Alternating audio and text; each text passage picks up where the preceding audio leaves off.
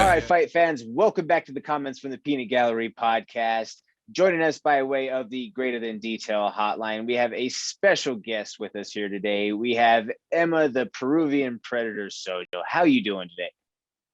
I'm doing great. How are you? I'm doing great. I can't complain. It's a holiday weekend. You know, we're doing what we love out here, so there's really nothing to complain about, right? Exactly. Living the life. It's awesome. Definitely. Now, Mma, you have a big fight coming up at Colorado Combat Club on June 17th. Where can people, kind of learn a little bit more about those details, or what can you share about that as far as the event? So for the event, it's going to be June 17th over here in Aurora at the Stampede. I'm going to be fighting for my second time. I'm really excited to come back and show everything that I've been working on. It's been a while that I've been in the training room, and we've been really focused and getting some really detailed training and coaching, and it's just been really awesome. I feel myself as well as everyone else in the room's game just level up. So I'm just honestly really excited to showcase everything about me. I want to get my name out there. Yeah, absolutely. Where can people find tickets? Are there any details? I'm not sure if we've released out the stream link yet or not. I don't think they've released a stream link, but tickets are sold directly through fighters. So I have tickets in hand. If anybody wants to get tickets, they can message me on any social media platforms, and I'm gladly will message back and get those tickets out to them. Absolutely. And people that are listening and follow along, reach out to her as early in advance as possible. It's a terrible situation to, while it's the last week or the last couple of days and they're cutting weight and trying to manage the messages. So do the courteous thing, please. Yeah, I mean, I've been around it and I've done it for so long that there's always going to be a certain bit of the crowd that's going to be like the day of or the day before. Oh, when's the fight? Oh, can I get tickets? Like, man, like this gets turned in. Those have to be accounted for, commissions calculated, all of that. So reach out in advance. Yeah, exactly. The earlier the better on those tickets. So reach out to me. I'll get back to you. I'll get those tickets to you quick. And speaking of social media platforms, where can people follow you? They can find me on Facebook or Instagram, Twitter. Everything's just Mma Sojo. There's not too many of us out there. So Mma Sojo, just all together, EMMA SOJO.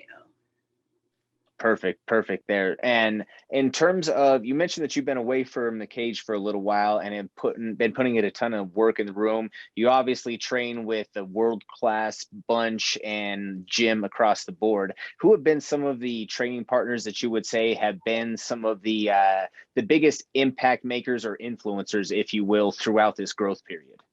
I would definitely have to say Mallory Martin. She's my main training partner at this time.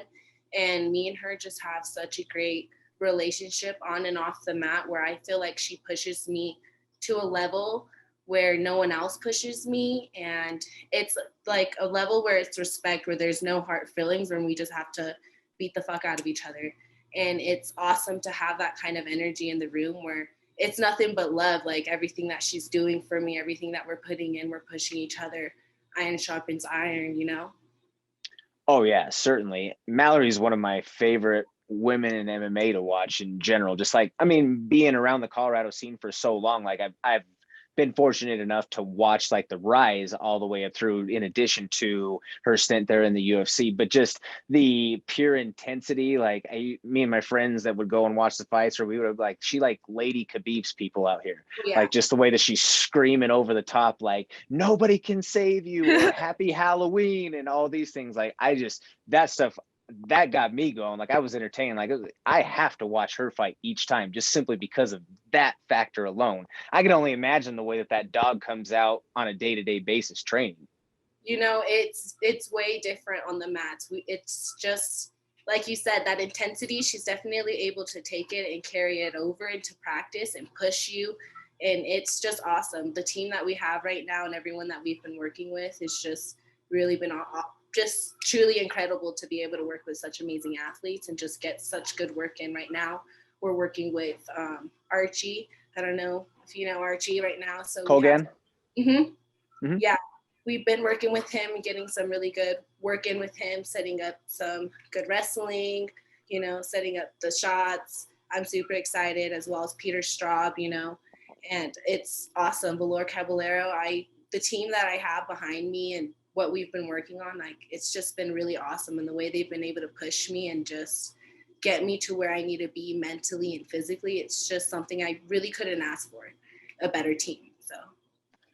So with all of that being said, that leads into the next question of when you're locked into the cage at the Stampede on June 17th on that Friday night, under the lights, focus is right there. There's only 3 people in that cage. What can people expect to see from you?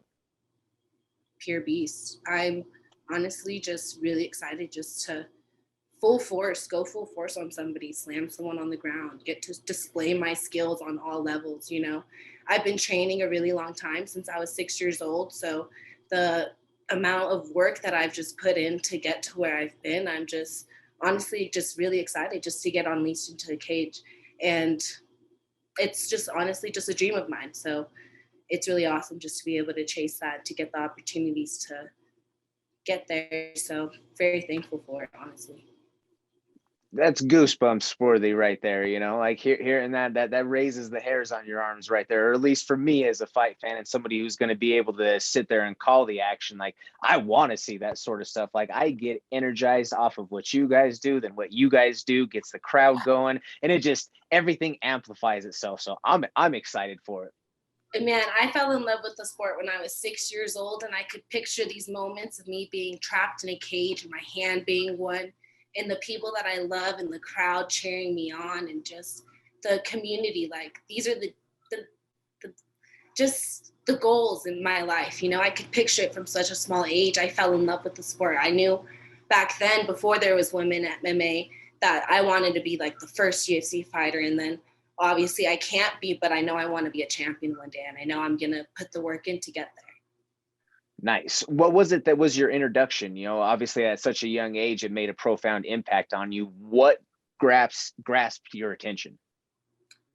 You know, I think just the fight of it, just that the ability to get somebody just off of you when you want to be able, like the self-defense of it, just not being afraid, like fighting that fear and just knowing that I'm not afraid of anything. Put me in front of anybody and I'll fight my heart out. I'll fight to the very last step, to the very last breath of me. So I'm just super excited. Like I couldn't say anything. Like I just excitement is what I'm excited for. I don't know. Sorry. No, you're good. Jambalaya. Yeah, no, you're good there. Now, do you happen to have like an MMA moment? I know that there's a lot of fighters out there that I've spoken with through the years that there was, you know, a particular fight or like a time frame that like that was that moment. You know, maybe for a lot of people it was seeing when Matt Hughes picked up Frank Trigg and ran him all the way across the cage and slammed him. We're like, man, like that was so entertaining. Or maybe it was, you know, like a Chuck Liddell knockout and he goes and has the roar, or the Tough Boom, the Ultimate Fighter, something like that. Was there a particular moment that you can say like this was my MMA moment? You know, it's weird, but when I realized that this is what I wanted to do, we were in just this little corner gym. It was like in this workout gym in the back corner, they had some mats down and they were just running this small little kids program. It was like martial arts, jiu-jitsu. We're looking around for gyms, and we were going, and they had this little like in-house tournament where we were just going against everybody, and I was winning and I was dominating, and I was like, oh yeah, I like this. Like, and that's when I think I had the first moment where I could visualize myself being a fighter. When I was like, wow, I could do this. I want to do this. So it's just been such a blessing to be able to have this life that I've had, you know, even being Yeah. able to be part of Easton, it allows me to have a career path where I'm able to teach jujitsu and to be able to be a part of that community. It just full force dedicated my life to it. And it's just been so awesome. I'm very grateful for all the opportunities that I've been given. That's awesome. Now, just to kind of switch gears a little bit on this end, there's the one side of, you know, like the martial arts and the wanting to just, you know, have the training lifestyle, all of that, but it's a whole different beast of wanting to actually, you know, like to go through the full combat competition end of it with fighting. Are you driven by the outlet to, let out like an anger or an aggression? I know there's some people, it's the pure competition aspect. Like, what fuels you in that regard? I think it's the competition aspect. I want to be the best. I feel like I have the potential to be the best. I know that I believe in myself and that I can get myself there. And that's really what drives me, just the good competition. If I go into June 17th and I lose the match, like then it must have been a fucking amazing match and great competition. And that's what I want. That's what I need to get me where I need to be. This is an amateur fight. I'm really excited to go. I'm confident that I'm going to win and display my skills and have a dominant victory. But also, I'm also prepared on the mental aspect to handle both sides of it. I tell my students we win or we learn, and everything's a learning opportunity. Even winning is a learning opportunity. There's always something to gain from. Yeah. I mean, that's a great mentality to have about it right there. And I think that you touched on something that is a very strong point that not too many grasp or like understand that concept of. Right now should be a time where you are having those tests as an amateur, because as soon as you turn pro, whatever those results, whether they were win or learn, they're going to go away. But I think that it's worthy, or it's worth your time for your development in your career. If you're truly trying to make this your path and you want to go on to have true glory and that legacy that, is everlasting, you need to have those tests, because if you get to the top without being tested, it's going to start to show itself. Like, I just feel like there's a lot of fighters that end up, they get to the UFC, or they get to, a high level promotion, and they fought at some local shows throughout pretty much the entire time. And not to say that it's a padded record, but I think you understand what I'm saying. Like, they maybe didn't face the toughest competition throughout, their build up to being 11-0, 12-0, somewhere in there. There might have been a couple of guys that just weren't quality competition in that mix that helped get that record to where it is. But then they get somewhere like, to the UFC, and there's many of different examples that could be given. I'm not going to, go shit on somebody and throw that out there, but I think we've seen it over the course of the last few years of even a few guys. And yeah, I just think it's worthy or worthwhile to have those tests early on in your career before you get to the dance, so that you know what it's like once you're there. Do you think that's fair? Hey, sorry, you cut out there. I can't hear you. Can you hear me? Gotcha. Okay. Yeah. Sorry. Sometimes my Wi-Fi in my office gets a little wonky. I don't know why. I apologize. But we You're should be good. No apologies. all set. Just making sure that my audio is working. Okay, cool. Yeah. Sorry. That Okay. technology, right? Technology Technology. happens Stupid sometimes. technology. Yeah, exactly. Where did we cut off at? Where did I lose you at? Um, we were just talking about getting the experience in the cage, how important it is to get that grind, just Yes. as many fights in as possible. It's the experience and getting pushed to that level. I think for me, it's really just getting pushed to that level of just, fight or flight. Am I going to quit? And pushing through that mentality that I'm not going to quit on myself. Keep going. And that's what I want. That's what I need. And I think that's what's going to make me a champion, is having all these experiences.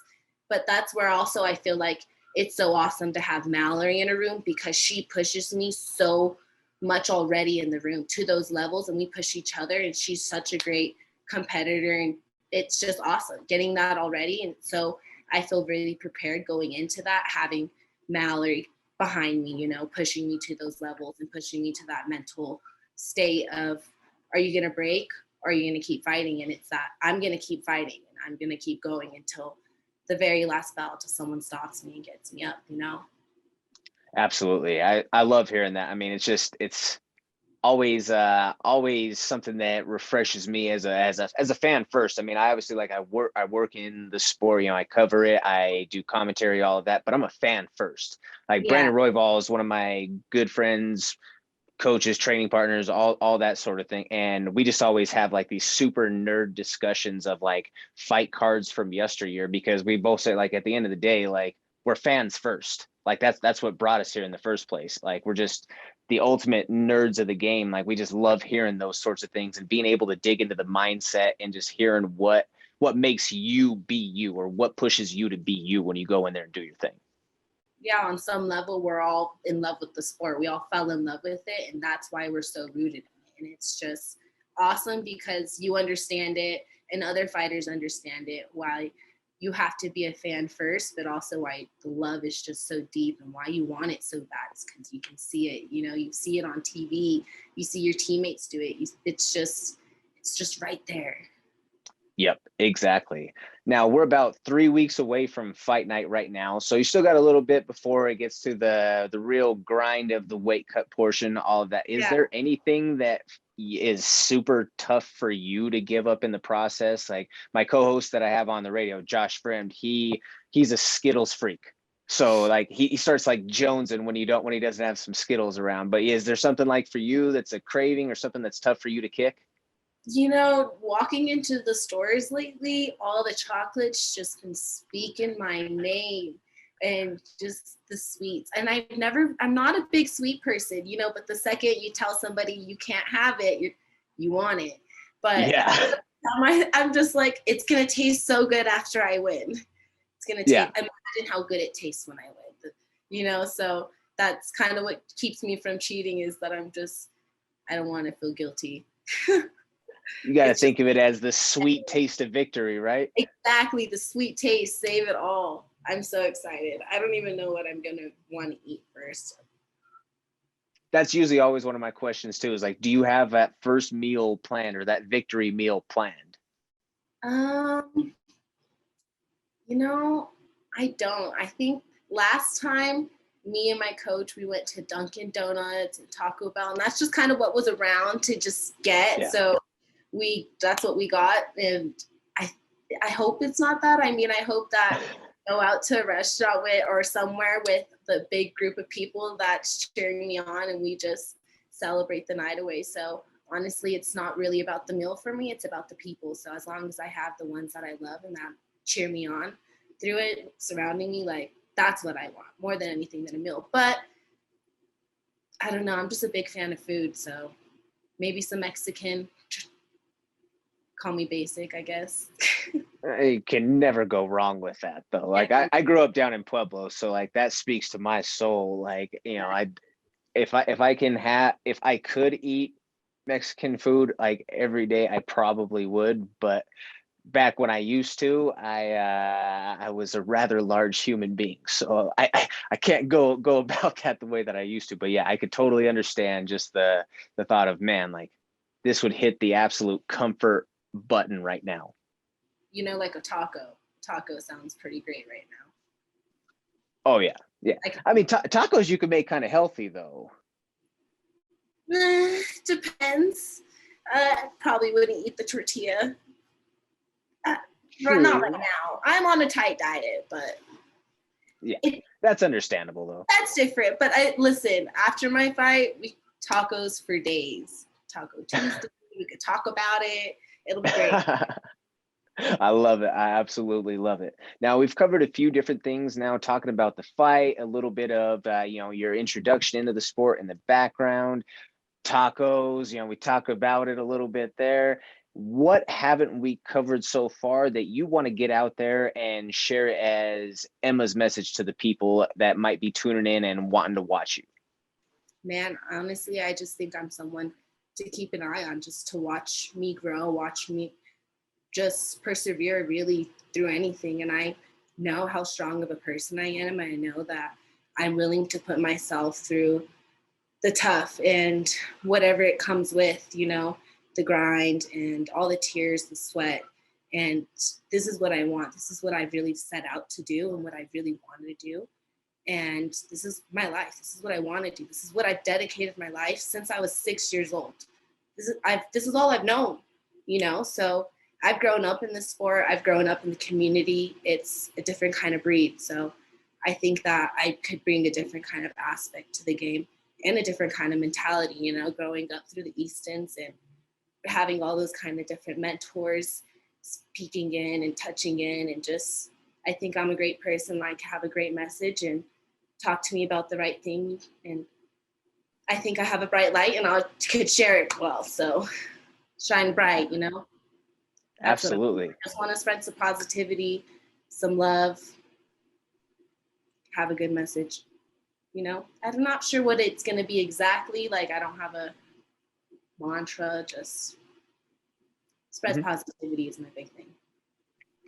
It's Good night. always a good thing to have the positive vibes. I mean, I don't feel like, not to be cliche or not to spread my basic, I guess, reply back to you, but yeah, having a positive vibe is never going to be a bad thing, especially in lieu of all the stuff going on in the world right now. Like being a positive source or a bright light for people out there, that's never a bad thing. I think positivity is contagious. In middle school, a teacher once told me that just like if you mug at somebody, they're probably going to mug at you back and they're probably going to hold a mug on their face. But smiles work the same way. Smiles are just as contagious. So if you smile at somebody and you kind of share some love, even to a random stranger, that just domino effects into the universe, spreading positivity, being a good light, and just being a good person is just really what I try to be. And that's so true. It really is. Like I mean, I've noticed that myself just throughout the years, in my life. Like I was a lot more rough around the edges when I was younger. Like say, like I grew up in Pueblo, had a little bit of that chip on my shoulder type of mentality. And, just like, yeah, just like you said, like walking around, kind of mugging, like, no, like I'm not trying to be friendly. Like, no, like leave me alone, like standoffish type of vibe. And like that energy tends to get reciprocated. But now, like I'm older, I'm grown, I'm mature, like I've experienced a lot more life, and like walking around and just a smile, like a simple smile, interactions on a regular basis are just so much different. Like, and yeah, like you said, like it's contagious.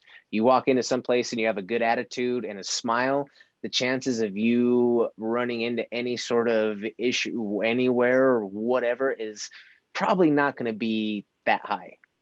Well, and I think that even like just trickles into even the mental mindset of the positive self-talk. If you spread negativity, you're going to speak negativity to yourself. And I think spreading positivity and speaking the positivity helps you speak that positivity to yourself when you're in those tough moments. So you know that you can coach yourself through it and that you can get through it. And just that mindset, I think it's really important. Excuse me. I think it's really important. Yeah, definitely. And as we start to tie these things up here, just want to ask you, are you a painter? Um, I like to doodle sometimes. So some of these were gifts and some of them I did. I just get bored and it kind of clears my mind. So whenever I get bored, I just sit down and doodle something up. I'm not no artiste, but it helps clear my mind and I like it. And I think it's cool to decorate my walls with something unique to me. Yeah. Some of these are gifts from my family members. This one my young niece made. These ones were gifts from my 20th birthday party. We had a little paint party and my family painted EMMA. MMA is in my name. It's kind of funny. Yeah. When Yeah, people that's actually, awesome. and it's true. But yeah, it's awesome. It's just my little hobby that I like to do. And then Lisa Simpson. I love The Simpsons. I've been watched those multiple times. I love the Simpsons. That's cool. I think that speaks to something that I've had a couple of coaches and just mentors throughout my life have told me, that you have to have certain outlets that allow you to express yourself differently to really truly like be your best self, if you will. Like you have to have something that is an outlet that is going to benefit you in a financial sense, just simply because we need that to be able to survive and exist. We have to have something that is going to be an outlet that allows us to express ourselves physically, because we can't be physically active and be healthy, right? Like we have to have some sort of level of physical activity, nutrition, fitness, and whatnot. But we also have to have something that allows us to express ourselves creatively and to have that sort of outlet that lets the mind wander past what our regular confines of day-to-day life is, if that makes sense. Yeah, I think it's a delicate balance of having your toes dipped in all the water. If I'm all the time, I gotta have the woosah too. It's the yin and the yang, you know. Can't Yeah. go beast mode all the time. I have to be able to calm down. And so that's one of the things that calms me down, or like just jam out to some chill music. I'm a very big What kind of music? um lately it goes all over. I like some reggaeton, salsa music. I've been listening to a lot of it's a band from the city that my family's from. It's called La Resistencia de Salsera de Callao. And so it's a salsa band from the city called Callao that my family's from. And super popular, like to groove, you know, get my little dance moves on. But some Russ, I don't know. I like to go, when I listen to music, I don't like anything that gives me anxiety or gives me going, because I get anxiety kind of easily. So I like to listen to something that cool, I can kind of just vibe to, chill, just keep me nice and calm, you know?